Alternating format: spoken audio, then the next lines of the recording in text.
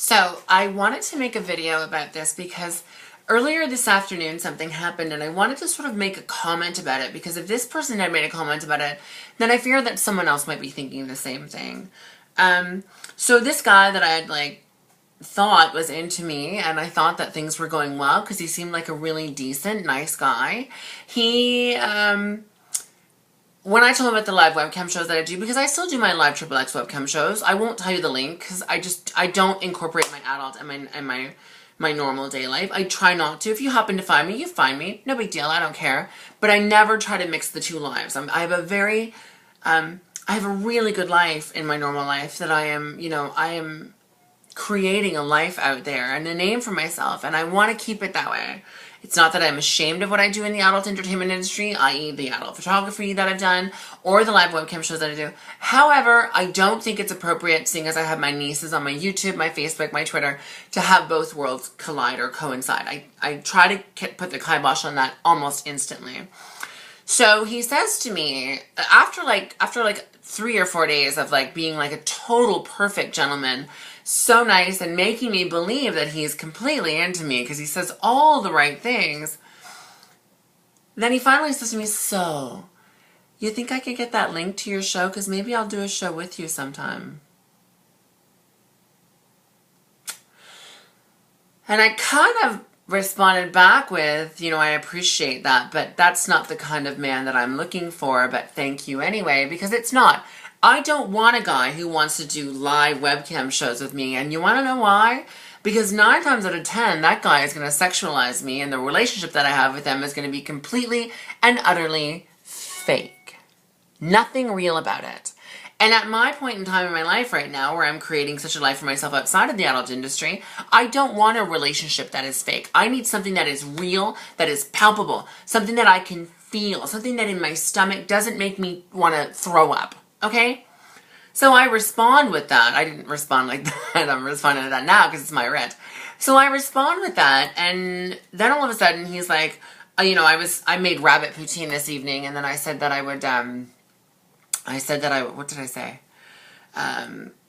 He was like, "Oh, you can make me dinner sometime as long as you let me return the favor." And I was like, "Sure." And then all of a sudden he named these 3 dishes, and he goes, "Chicken curry." And I was like, "Oh my God, I love chicken curry."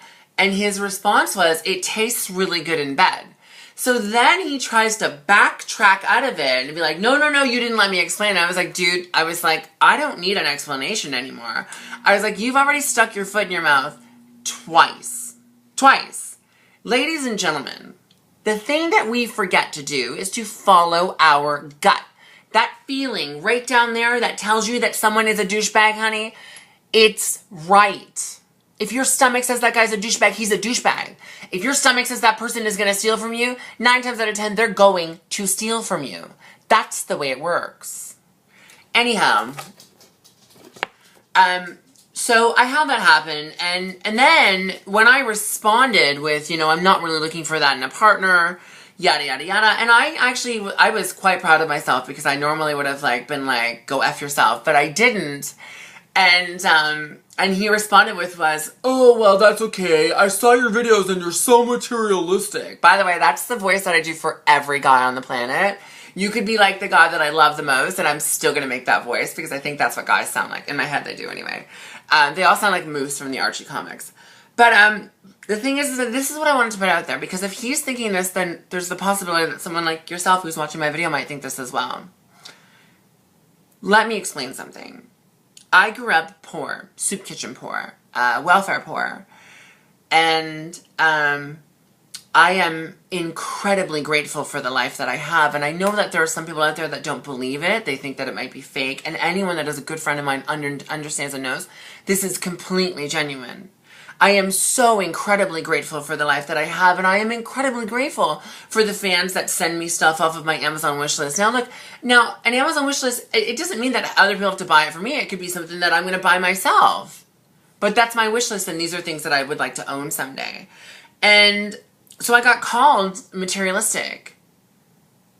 I'm sorry that if in my adult life I decide that I want nice things, and if in liking those nice things I happen to come in contact with a couple of fans who decide to buy them for me, does that make me materialistic? I don't know. I can't, like, I don't think I'm materialistic. Because everything I have in my home, whether it's $5, 50 cents, or $500, I treat it with the same level of respect and dignity. Because whatever it is, I worked hard for that. If a fan happens to buy me something from my wish list, guess what? That fan bought me that because they think that what I'm doing was worthy of that present. Not because they're like, oh, I'll give you my money, blah, blah, blah. It's because they think that the hard work that I've done in my life warranted that present. It's no different than a birthday present or a Christmas present or anything like that.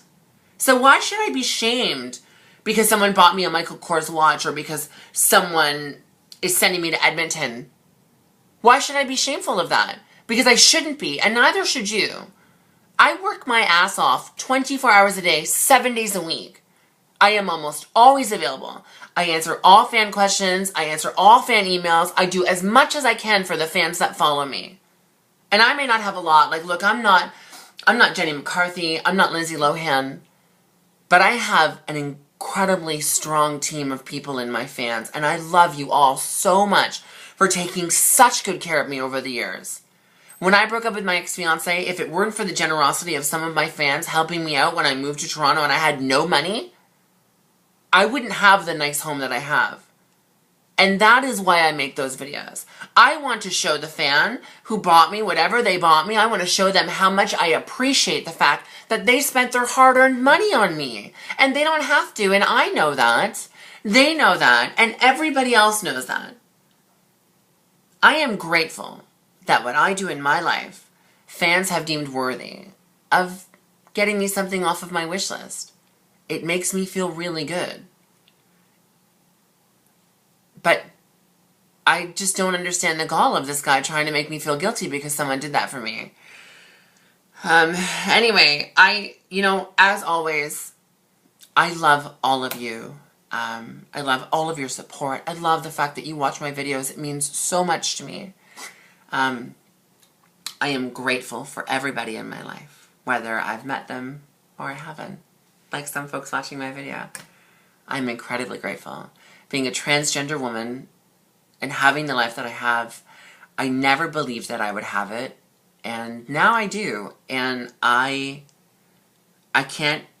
elated at the opportunities that have come to me over the past several years that I've lived here in Toronto. It has really changed my life. It has changed my perception of myself. It has changed my value system. It has changed so much. And I am so very grateful for each and every one of you. And you know what? Here's the thing. I'm not just grateful for the bad comments. I'm grateful for the good comments. I'm grateful for the bad ones as well. And you know why I'm grateful for the bad comments as well?